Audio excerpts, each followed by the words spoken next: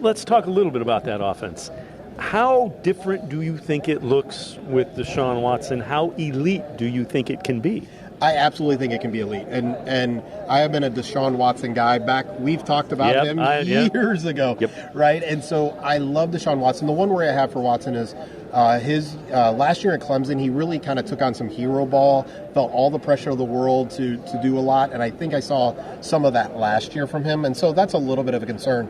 I think you're going to see more close to the Philadelphia Eagles offense, a lot of inside zone instead of the outside zone, a lot of shotgun runs.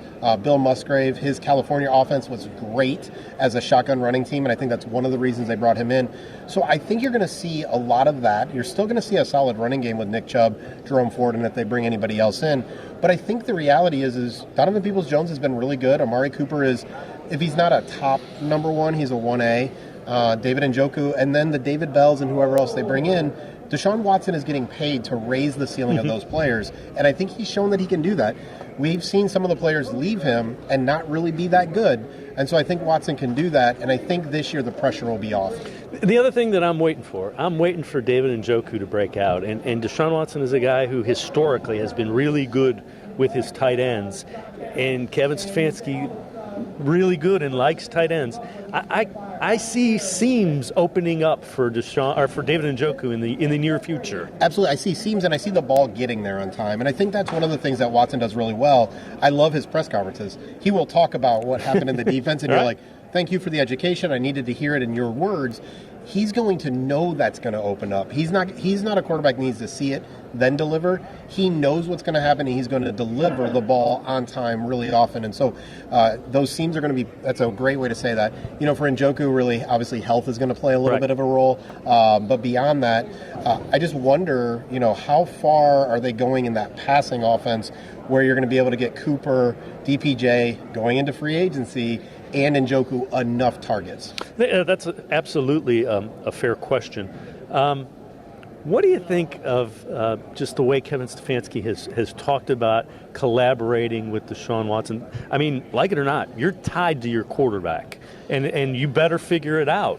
Yeah, it's interesting how they talk. They talk like as if they're best friends, right? And a lot of the reporting came out that it was Stefanski, not the contract, that really sold Watson. Now, let's be honest. I don't know what all of you do. I know what I do. Money does talk, and that amount of money and that amount of guaranteed money, we're seeing what it's doing to Lamar Jackson. It's probably going to do to Joe Burrow and all of those conversations. I think you can see with Stefanski, he's very clear about this is us, right? And one of the things, whether people like it or not, Stefanski and Barry never they take a lot of blame, but they never place a lot of blame. And so if things go well, he is going to give Deshaun Watson and the rest of the offense, he's going to give AVP, all of those guys kind of the credit, and he'll take the blame and say, it's my fault, we need to do better, right? We've heard that. We need to do better. But you can definitely tell it's a we orientation. And for me, from a leadership perspective, I love we-oriented people. Yeah, I would agree. You know, people have varying opinions, but I agree with you.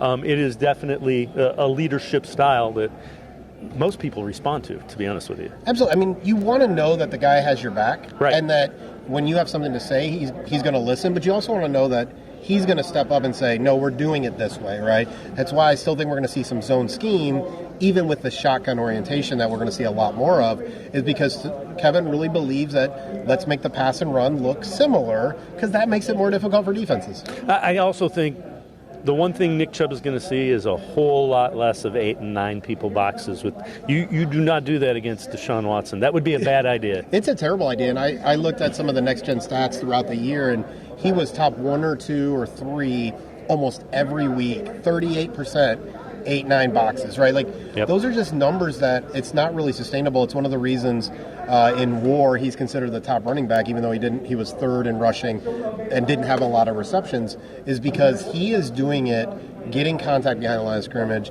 breaking tackles, all of that.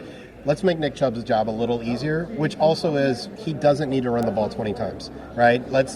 We signed him to a long-term contract, get him to 17, get him to 18, and let a lot of those be in the third and fourth quarter when they already have the lead. That'd be great with me.